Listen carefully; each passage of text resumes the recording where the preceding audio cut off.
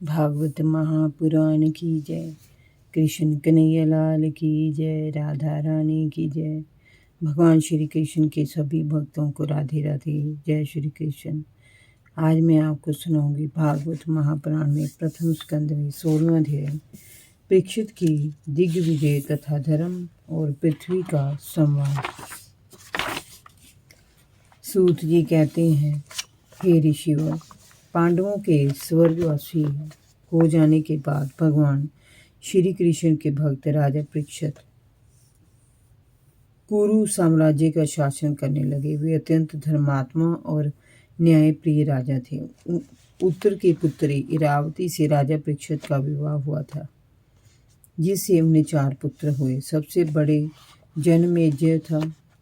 कृपाचार्य को आचार्य बनाकर राजा परीक्षित ने गंगा तट पर 3 बार अश्वमेध यज्ञ किए थे और ब्राह्मणों को प्रचुर दान दिया था। एक बार दिग्विजय के समय राजा परीक्षित ने देखा कि कलयुग शूद्र का रूप धारण करके एक गाय और बैल के जोड़े को लात घूसों से मार रहा है। तब उन्होंने उसे बुलाकर भारी दंड दिया। शौनक ऋषि ने पूछा, सूत जी, महाराज परीक्षित ने कलयुग को दंड देकर क्यों छोड़ दिया? उसे तभी मार क्यों नहीं डाला? गाय को लात मारने वाला वह नीच ही था। उसके काल में मनुष्य का जीवन अलप है, फिर भी वह मोक्ष की कामना करता है। मृत्यु के भय से ग्रसित इस युग में भगवान की अमृतमय लीला का श्रवण करके वह अपना उद्धार कर सके, कुछ ऐसा सुनाइए, अन्यथा जीवन व्यर्थ ही जा रहा है।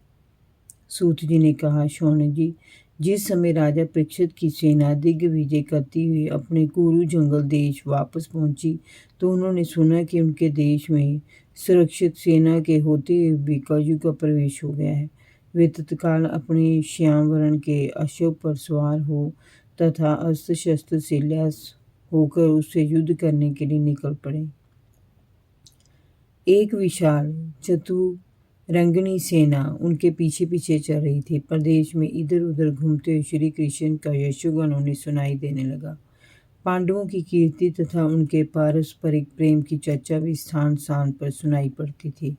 इससे उसका मन प्रसन्न हो उठा। जगह जगह से लोग उपहार देने के लिए उनके निकट आते थे, तो वे उसे बड़े प्रेम से स्वीकार कर लेते थे।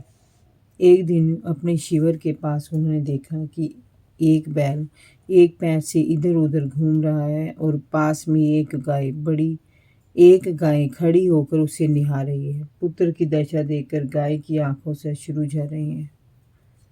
बैल ने गाय से पूछा, हे कल्याणी, तुम अश्रु क्यों बहा रही हो? तुम्हें क्या दुख है? कहीं तुम मेरे इन टूटे हुए 3 पैरों को देखकर तो दुखी नहीं हो रही हो? इसके अतिरिक्त कोई अन्य कारण हो तो कहो। ऐसा लगता है कि बड़े बड़े बलवानों को भी पराजित कर देने वाला काल तुम्हारे सौभाग्य को छीनने पहुंचा है। क्या बात है? अपने दुख का कारण मुझे बताओ। गाय बोली, हे पुत्र, मैं जानती हूँ कि तुम बैल के रूप में अपाहिज होकर चलने वाले धर्म हो। मैं भी गाय के रूप में पृथ्वी हूँ।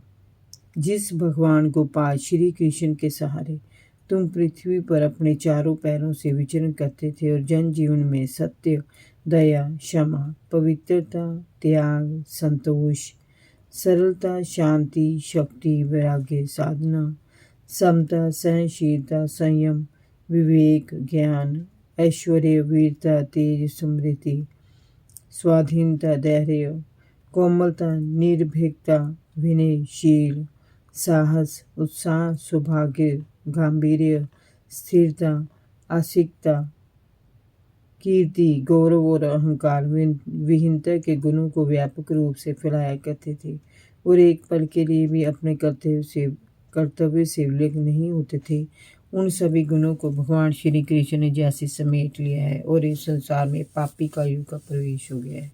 इसी कारण मुझे गहरा दुख हो रहा है। मुझे ऐसा लग रहा है कि मेरे सौभाग्य का अब अंत हो गया है। गोपाल श्री कृष्ण ने मुझे अभागन की भांति छोड़ दिया है। उनका विरह ही मेरे दुख का कारण है। राजा परीक्षित एक ओर खड़े होकर गाय रूपी पृथ्वी और बैल रूपी धर्म का वार्तालाप सुनने लगे। जय जय श्री राधे। भागवत महापुराण की जय। राधा रानी की जय। भगवान श्री कृष्ण के सभी भक्तों को राधे राधे, जय श्री कृष्ण।